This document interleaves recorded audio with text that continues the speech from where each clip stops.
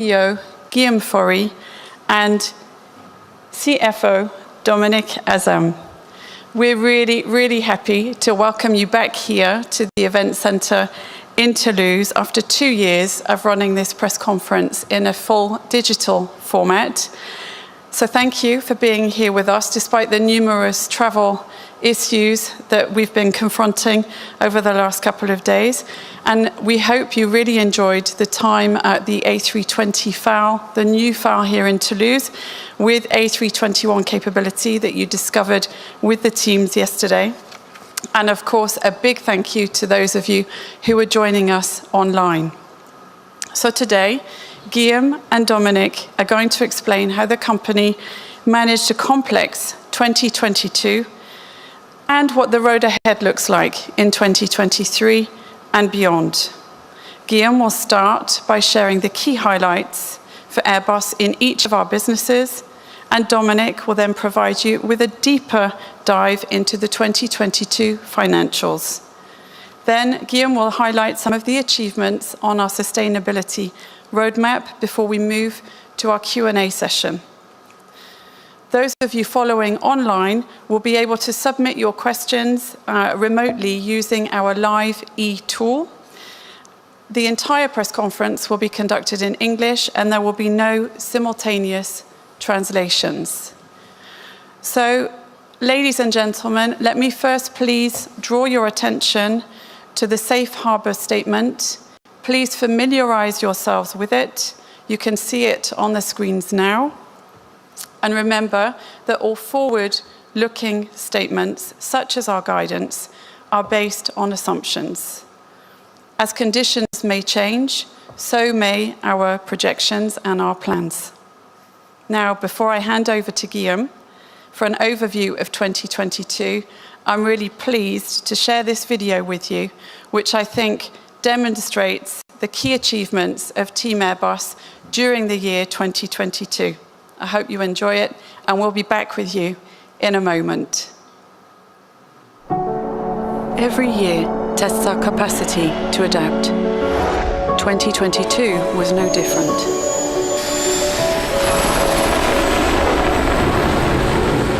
Together, Team Airbus strive to deliver for our customers, always with safety and quality at heart.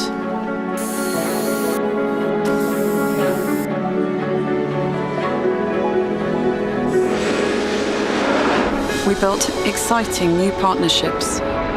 We are transforming our company and with our partners, the aerospace ecosystem.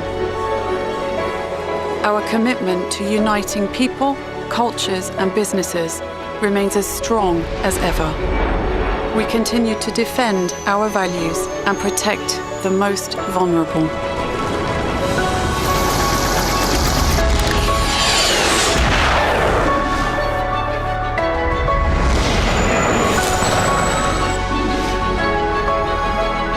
And everyone at Airbus is playing their part in accelerating our journey towards sustainable aerospace.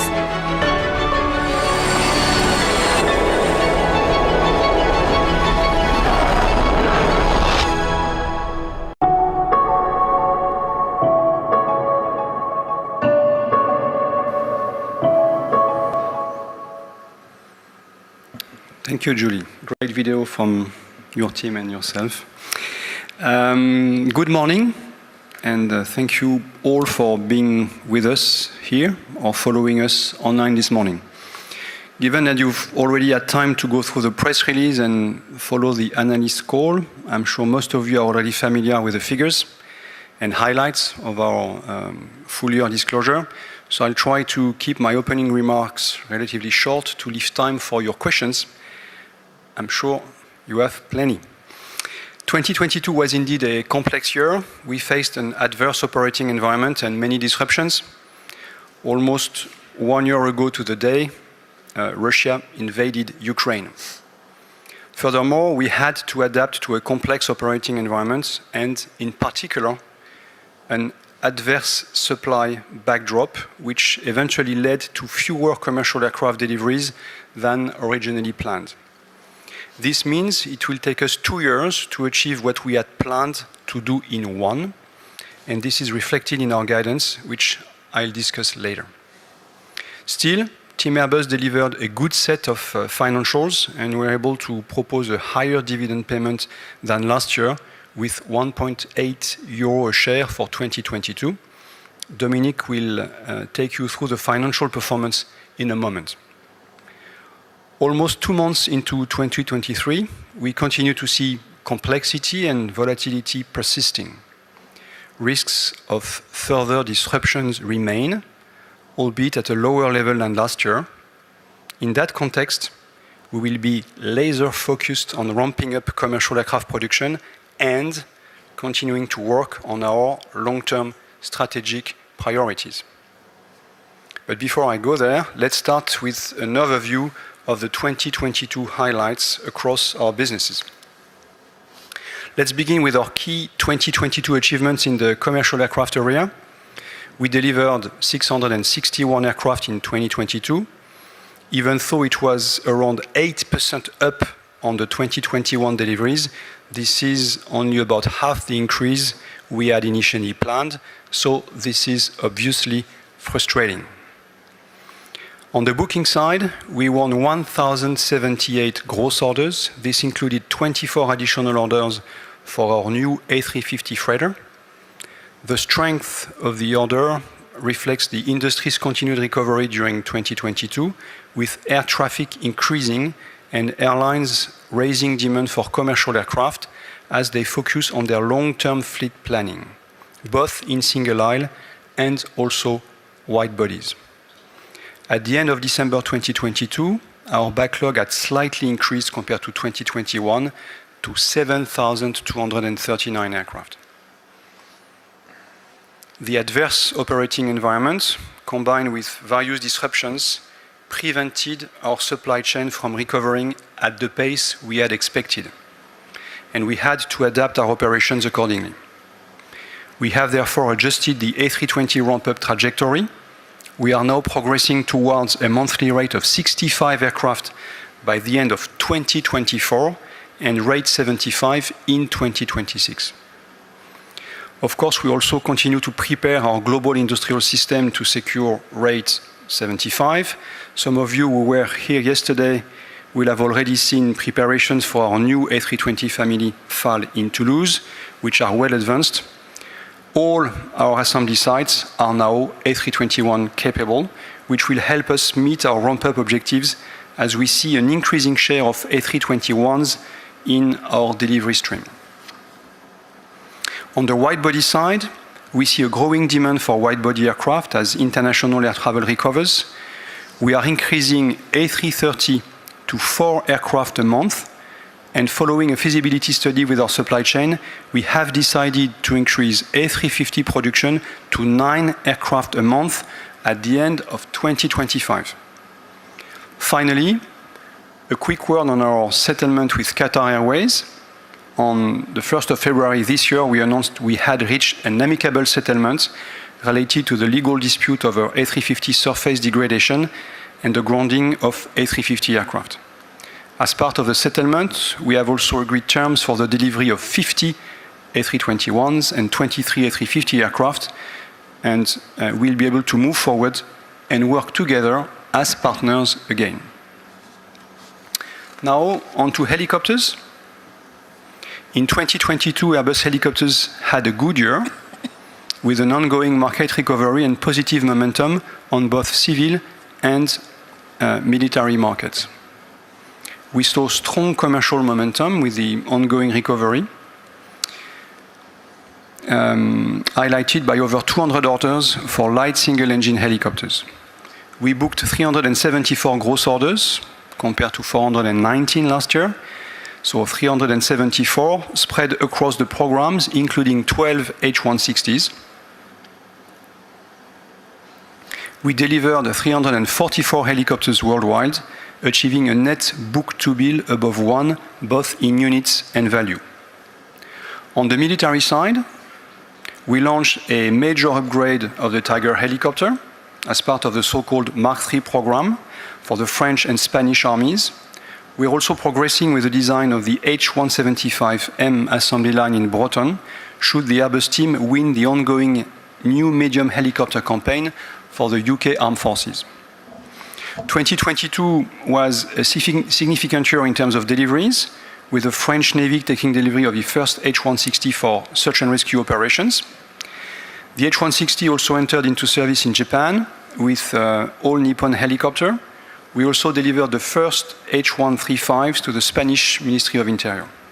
Overall, our helicopter business delivered a solid performance driven by growth in services, higher deliveries, as well as reliable program execution and cost focus. So well done, helicopters, in 2022. Now, on to defense and space.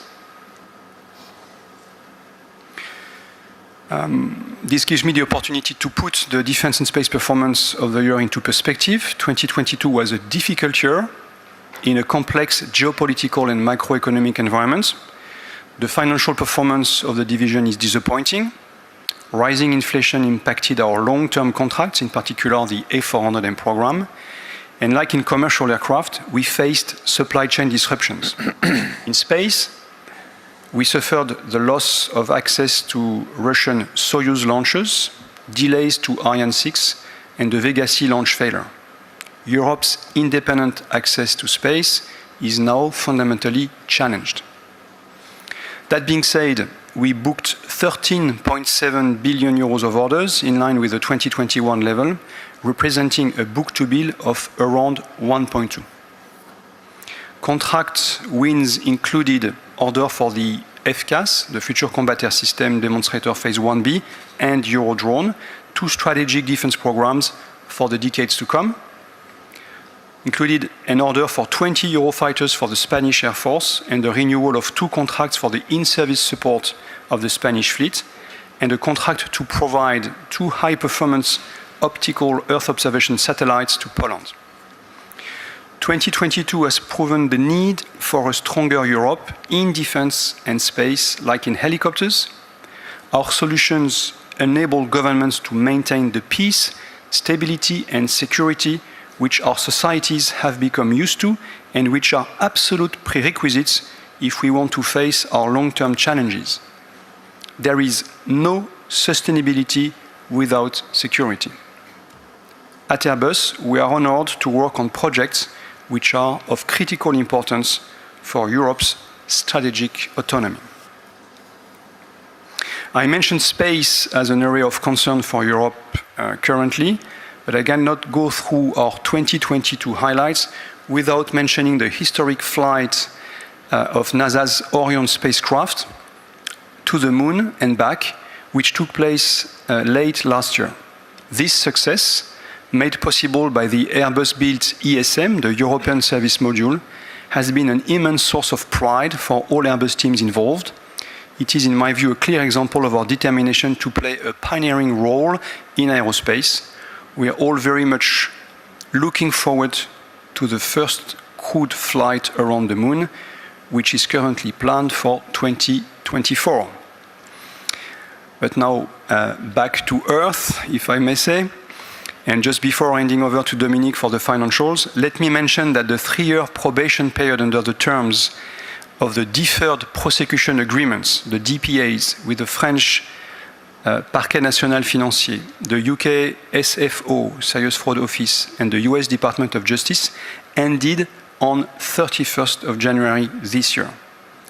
We are awaiting the formal determination by the authorities that Airbus has complied with the terms of the DPAs to close the prosecution against Airbus in line with the procedural requirements of each country. Airbus will continue to meet its obligation under the consent agreement that is extended until October 2023, as mutually agreed with the US Department of State. Over the past year, we have implemented a strong company-wide culture and governance with respect to ethics and compliance, which we will maintain and continue to develop going forward. Compliance is one of the 5 pillars of Airbus and will remain so. It is embedded in our sustainability commitments. And now, over to you, Dominique, for our financials. Thank you, Guillaume, and good morning to everyone here and also those who are following us live today. I will talk you briefly through the key highlights of our 2022 financials. As stated by Guillaume earlier, 2022 was characterized by a complex environment. We were able to achieve our financial targets, but were confronted with strong headwinds in the supply chain as a result of war, disruptions, workforce shortages, and other factors. Starting with the top line, in 2022, we generated revenues of 58.8 billion euros, up 13% compared with 2021. This reflects the higher number of commercial aircraft deliveries, a higher contribution from our other businesses, as well as the appreciation of the US dollar. Our fiscal year EBIT adjusted increased to 5.6 billion euros, some 16% higher than in 2021. This year-on-year improvement was driven mainly by the commercial aircraft performance, partially offset by the less favorable hedge rate versus 2021. It includes some non-recurring elements. Looking at the results of the divisions, commercial aircraft EBIT adjusted increased to 4.6 billion euros, up from 3.6 billion in the fiscal year 2021, reflecting the increased deliveries and supported by some non-recurring elements, partially offset by a less favorable hedge rate against 2021. Airbus Helicopters EBIT adjusted was 639 million euros, an increase of around 20% year-on-year, reflecting higher services and program execution. Airbus Defence and Space EBIT adjusted was 384 million euros, a decrease of 45% compared with 2021, mainly reflecting the loss of 2 Pléiades Neo satellites in December, the delays to Ariane 6, as well as the impact of rising inflation. Now, coming to our consolidated EBIT reported, it was around 5.3 billion euros, and adjustments totaled a net negative of 0.3 billion. We reported a net income of 4.2 billion for the year. In terms of cash, our free cash flow before M&A and customer financing stood at a record positive 4.7 billion euros. This was supported by a favorable foreign exchange rate environment, as well as strong positive phasing impacts from working capital. Our net cash position stood at 9.4 billion euros as of the end of December, and our liquidity position further increased to 31.6 billion euros. Looking back at the past 3 years, we managed to weather multiple challenges to our balance sheet, including the pandemic, the aforementioned DPA payment, closing the year 2022 with a net cash position exceeding our net pension deficit by 6.5 billion euros. So on that positive note, over to Guillaume for a look at some of the key achievements on our sustainability roadmap. Thank you, Dominique. As some of you might have picked up from our full year results press release, we recently received approval from the SBTi, so Science-Based Target Initiative, for Airbus near-term greenhouse gas emissions reduction targets. This is a very important milestone, which demonstrates Airbus' willingness to set climate targets aligned with science and hold ourselves accountable. Let me briefly explain which targets we are talking about here. As a company, we committed to reducing our own industrial greenhouse gas emissions, known as Scope 1 and 2, by up to 63% by 2030, compared to 2015.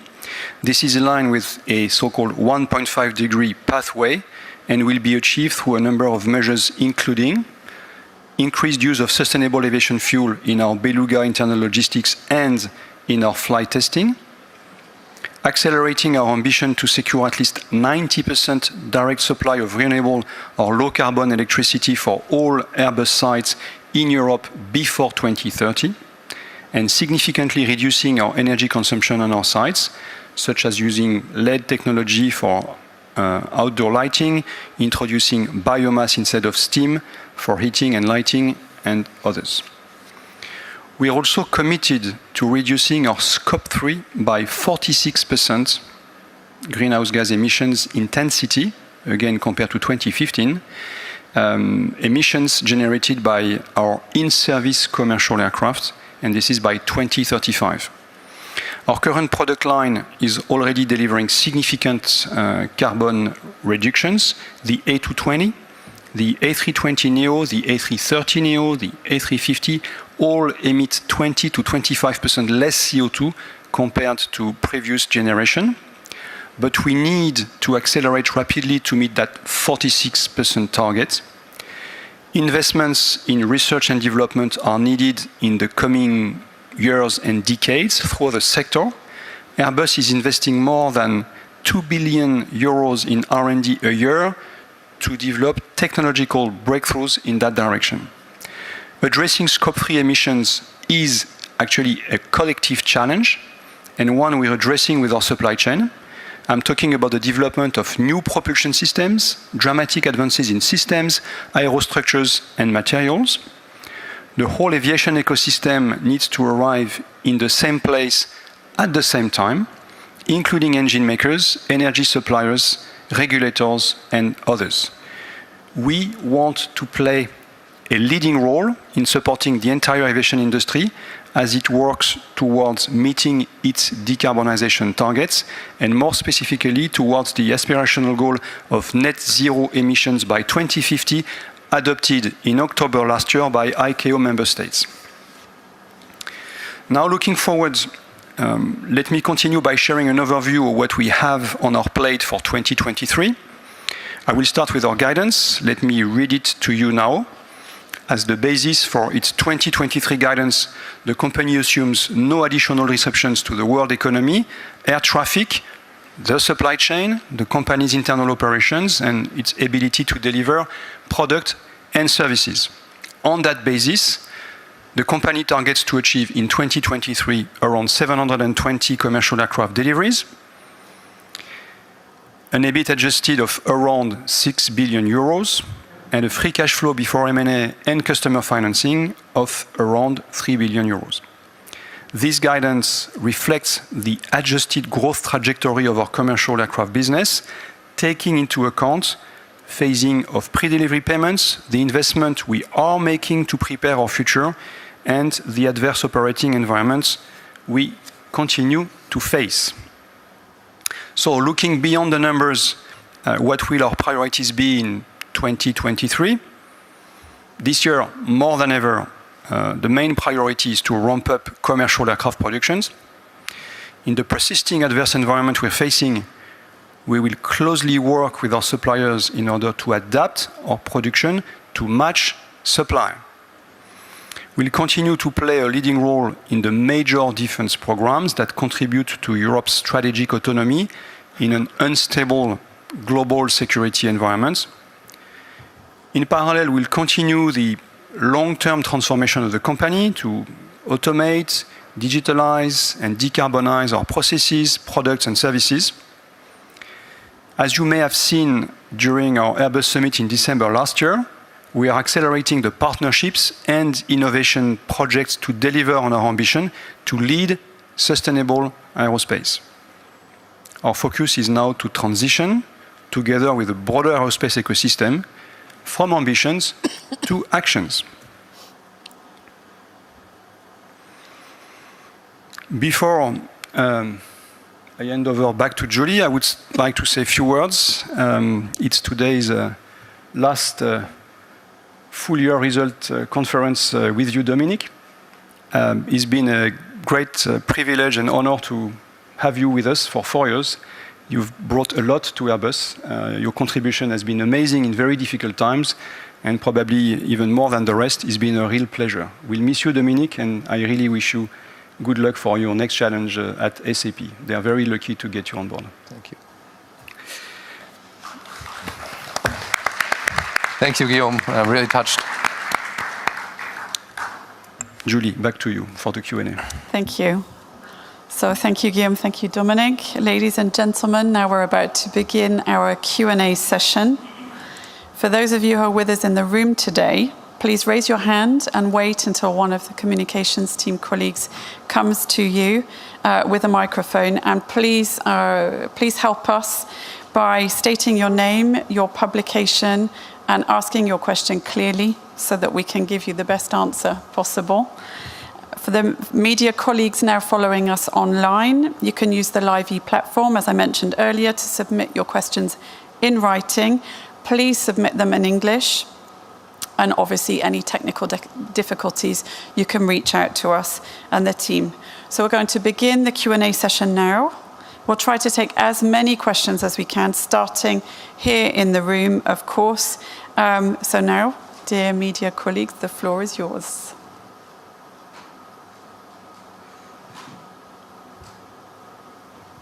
Hi, Guillaume. Sid from Bloomberg. A couple of questions. One was on free cash flow. Dominic, probably for you. You talked about sort of lower free cash flow next year. Is the supply ramp up sort of increasing working capital requirements? And how much of that will actually go to suppliers? And will you need to support your suppliers, especially with rising energy costs and inflation? Second, on the Qatar A350 compensation, will it reflect in the 2023 results? And how will it sort of reflect? Will it be sort of, how will you account for it? On your wide-body ramp-up plans, you talked about ramping up production of the A350 and the A330neo. Recently, we've seen comments reported by the Rolls-Royce CEO talking about Rolls-Royce being a burning platform. Are you concerned that your suppliers may not be willing to commit as much capital to this expansion? And in terms of supplies from Russia, are you continuing to source titanium and aluminium from Russia? So it's quite a few questions. Next time we may well limit them in number. Thanks, Sid.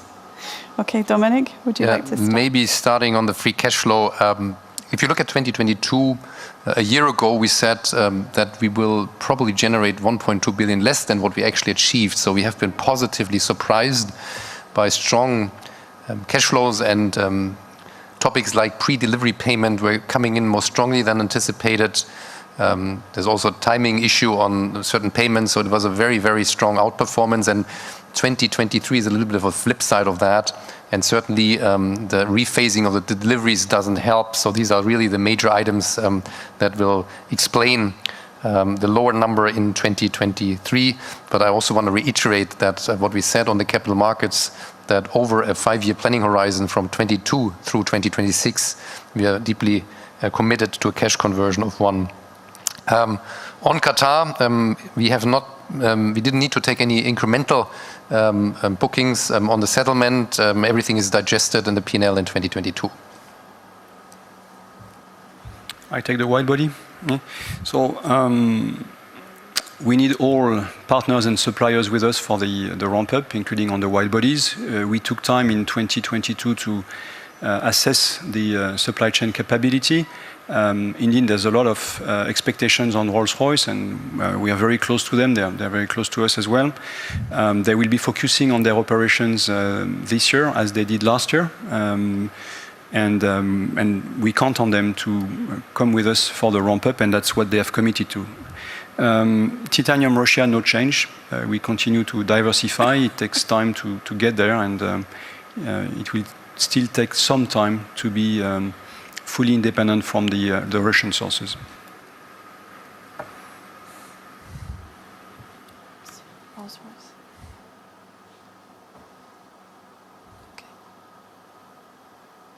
Hello, good morning. My name is Jorge Penalba from Avion Review. My question is about space. And the question is for Guillaume Faury. You said, and it's true, that Europe has lost almost all capacity to access to the space due to the Ariane delay and the Vega C disaster. So what is Airbus planning to do? What's going to do about it? What lessons are learned for the future, and how is this affecting to your operations? Well, that's obviously a very important matter for Europe and for the companies in Europe that contribute to access to space. We are part of Ariane with it's a joint venture where we have 50%. And that's something that has always been very close to us as we are a satellite space. You mentioned end of Ariane 5 and Ariane 6 being delayed. Actually, it's not only Ariane 6 being delayed, it's the backlog on Ariane 6 being very strong. The slots are booked for a long period of time. So it's commercial success of Ariane 6, I have to say. The loss of Soyuz played a big role, and then the failure of Vega-C end of last year.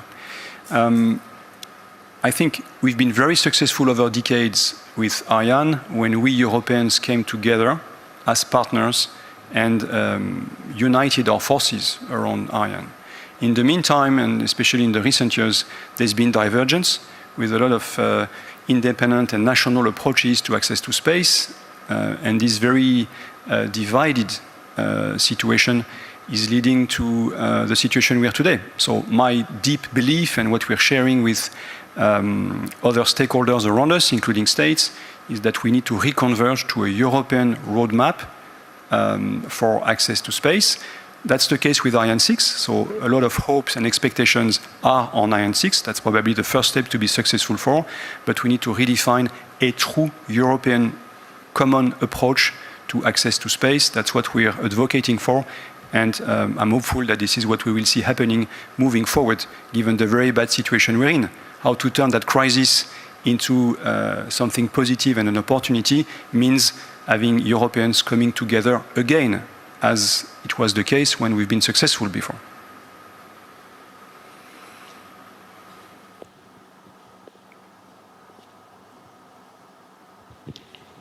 It's Björn Färm from Liam. To Guillaume, regarding the sustainability roadmap, could you explain the division between SAF and hydrogen, SAF short-term, hydrogen more longer-term, but a little bit more color around the proportions and the actions? Yeah. Short version or longer version? I'm very passionate about it.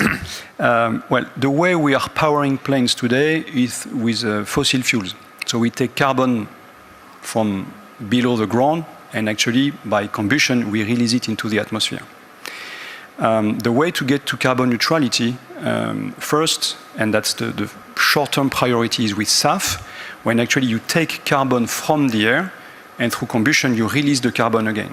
And that's neutral. Okay? And there are many different ways to capture carbon in the air: natural ways, biomass, or synthetic ways of capturing the carbon.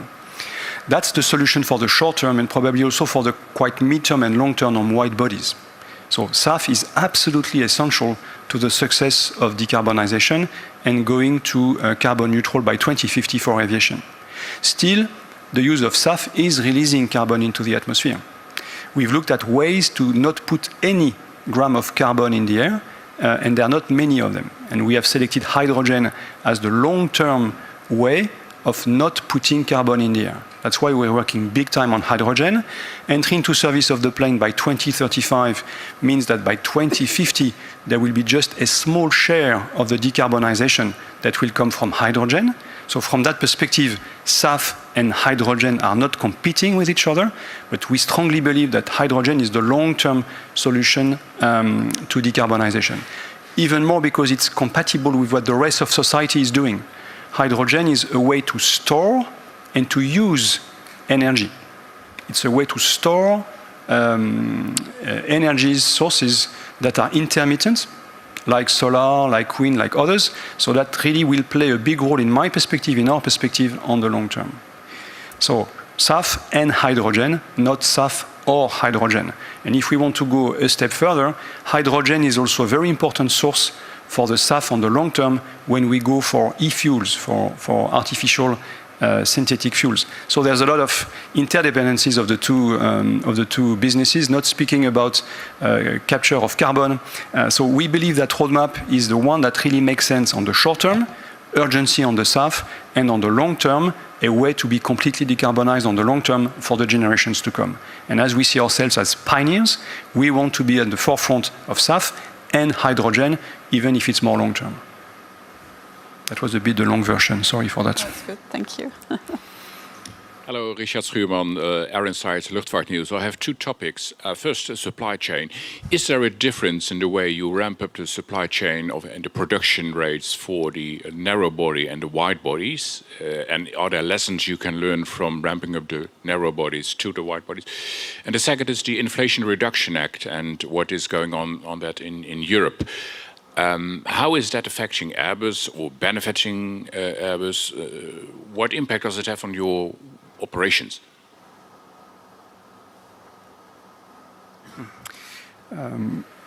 So on the ramp-up of single-aisle and wide bodies, there are structural differences between the two.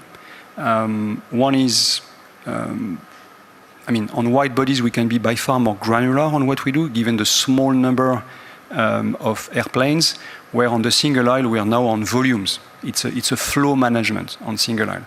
There's a lot of crossovers and a lot of similarities, and we have similar suppliers, and we spend time learning lessons or inputs from each other. But basically, yes, the nature of the management of the ramp-up is a bit of a different one.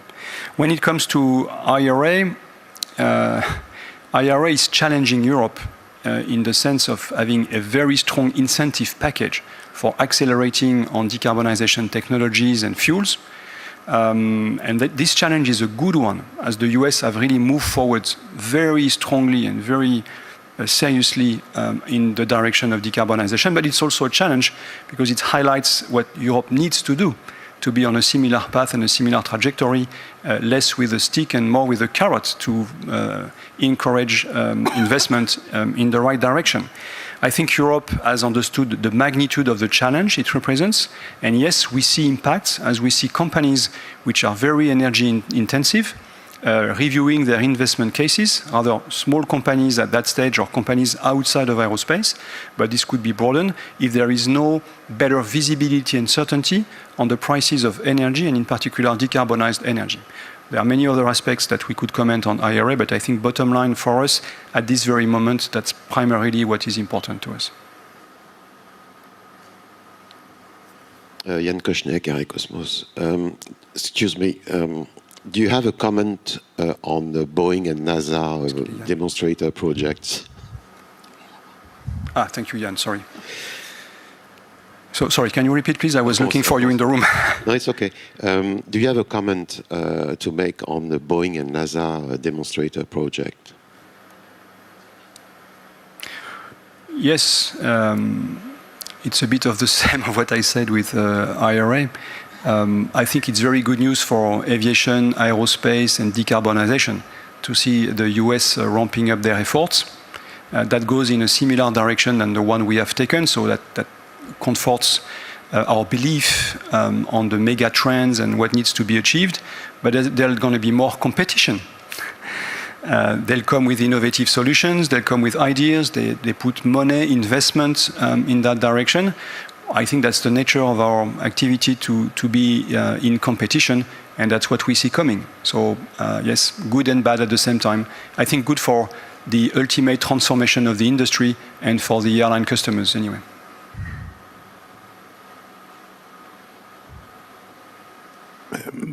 Hello, Bruno Trevidic, Les Echos. Guillaume, could you give us some more explanation about your interest for a minority share in Eviden? What is it for?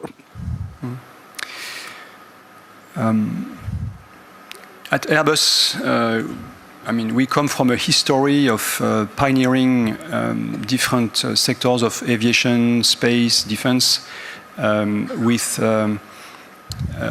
very good technologies in the frame of aerostructures, wings, flight characteristics, good platforms for satellites. Over the years, we've been able to grow and be more competitive going into systems. And today we are system designers and manufacturers. Moving forward, the world in our businesses, be it commercial aviation, defense, space, helicopters, will be very much enabled by data, big data, connectivity, cloud-based solutions, connected objects in a cyber-secured environment, a lot of simulation and data and high-power computing to use the models we are developing. So there's a lot of complementarity and synergies with what Evidion is doing.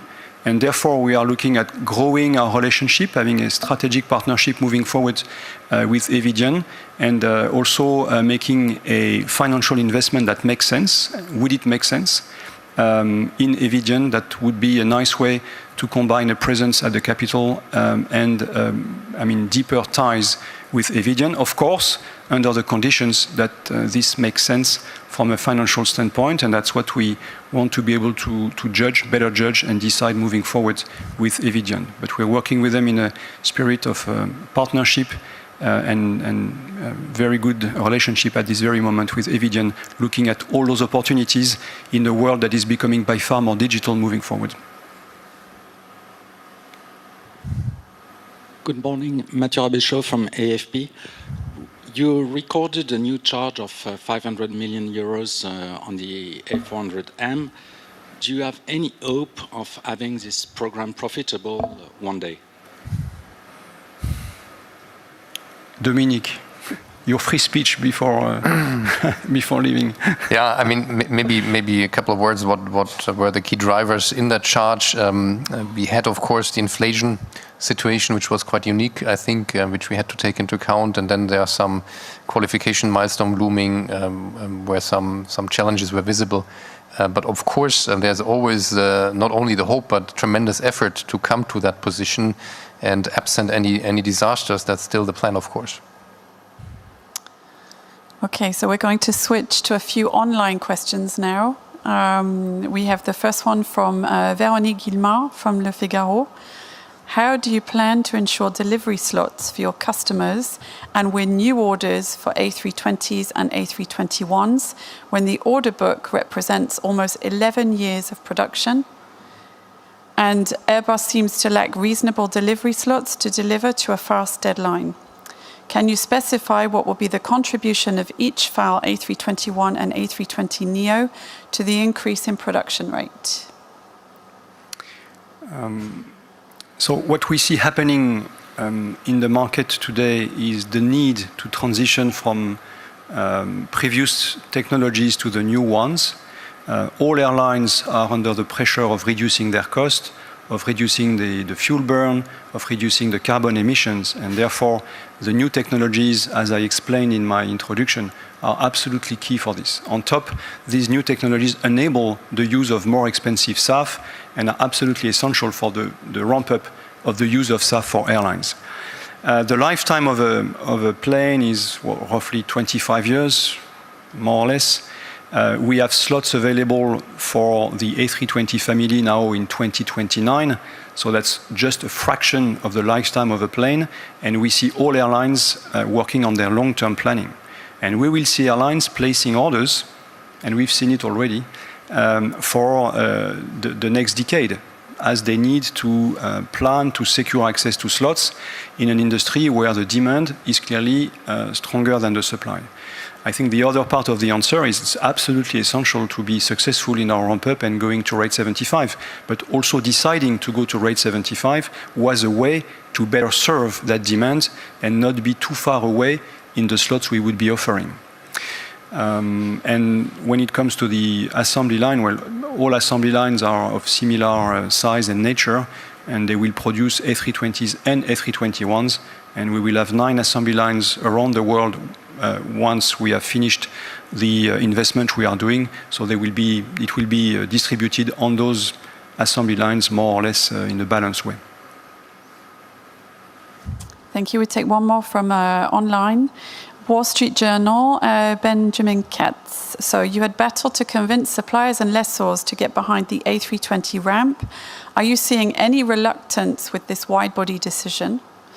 That's the first one. The second one, can you give us a sense of how significant the delays currently are on your wide-body programs? And third, are you concerned that this risks diverting focus on ramping up the A320? Can you do both? Please keep the question on the screen. No, there's no competition on the ramp-up between the 320 and the wide bodies. On the wide bodies, we were, if I take the 350, at rate 10 before COVID. As I told you, we've decided to go back to rate 9, so we are not yet at the rates we had before COVID.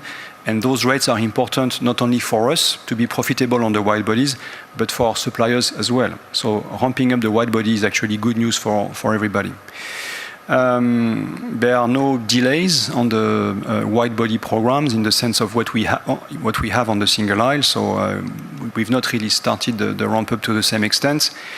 So we are delivering on time on the wide bodies overall. And therefore, I mean, yes, the cumulative impact of ramp up on the 220, the 320, and the wide body is what makes that incredible success difficult to deliver. That's the beauty of being Airbus at this very moment. We have to deliver on all programs which are very successful from a product standpoint, from a market standpoint, and that's what the company is committed to be doing in 2023 and beyond.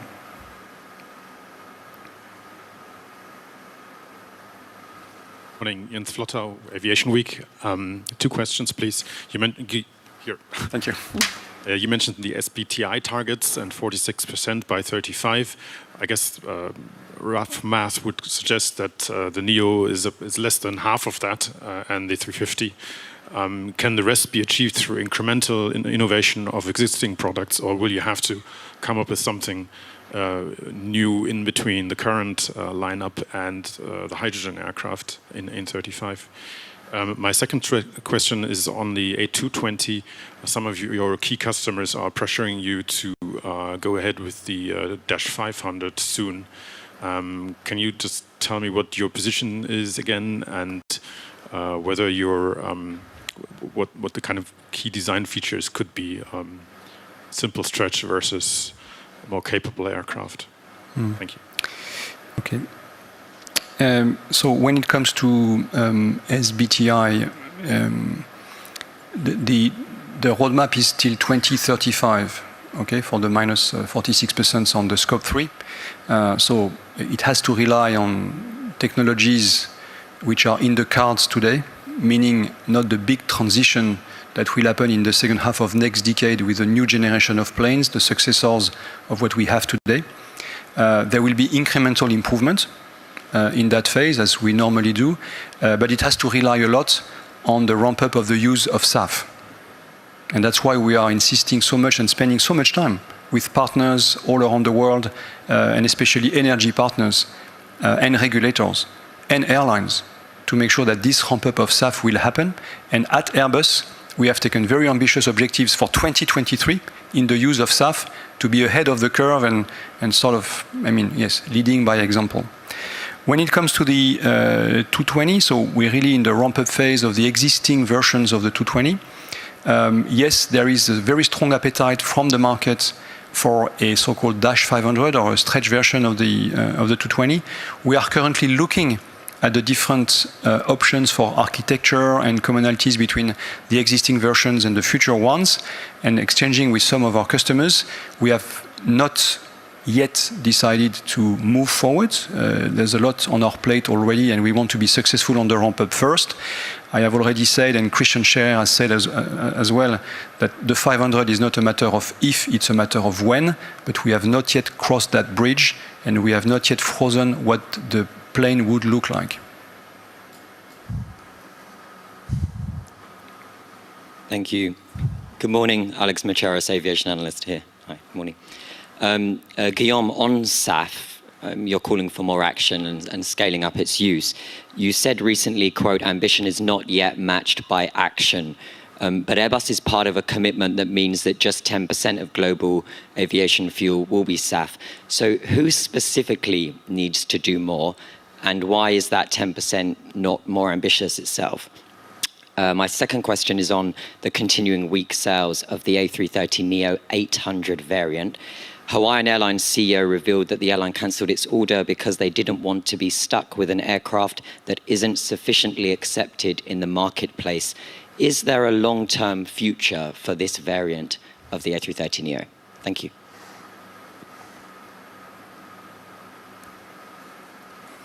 Thank you. So the 10% SAF objective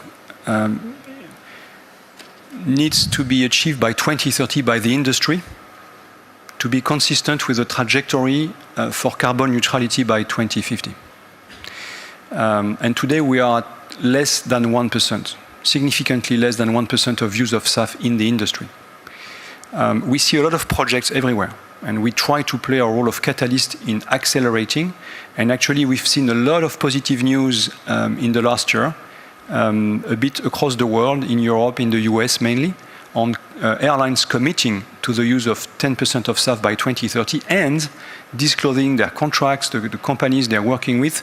And when we speak with energy producers, they are now coming to decision points, investments. So on the one hand, we're behind. We don't yet see the secure trajectory to 10% by 2030. On the other hand, there's a lot of momentum, and I am optimistic that in the next 2 or 3 years, we'll see the projects, the investment that will secure this 10% by 2030. So the jury is out, but that it's time for action in the sense of making those projects become reality and therefore enabling the growth of the use of the production and use of SAF by 2030. So it's feasible. It's not yet done. It's airlines, of course, there needs to be a demand. If you want airlines to have a demand, it helps to have either regulations and mandates or incentives, as we see in the US. And a lot of things have happened, including IRA recently, okay? And in Europe as well. So I'm optimistic, but still a lot of actions ahead of us. On the 330neo, well, that product was ramping up when hit by COVID, so it was not very helpful in terms of timing.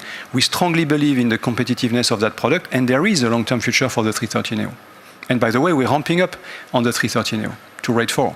So that's a product I really believe in, that fits into the Airbus product range, and that corresponds to expectations of certain markets in terms of price competitiveness of the product. Ángel Calvo from the Spanish press news agency EFE. Can you develop a bit more about the problems of the A400M program? There's a new chart this year. This is not the first one. This is not the second one. And will it have some implications for the production or for the program itself? There's no objective for this year. So we are executing our contracts on the A400M. We've delivered in 2022 more planes, I think 2 more than what we delivered in 2021. I think we delivered 10 planes as far as I remember last year. And we still have 50-ish to deliver to, or a bit more to all customers. We have a plan for the final assembly lines. We are working on export prospects and customers. That's really the next phase of the program. The A400M as a product has been very visible in a very positive way when there was the Kabul events, and we had all customers of the A400M but one present in Kabul with their planes, and it became absolutely obvious to all military operators around the world that it was a unique capability in terms of ability to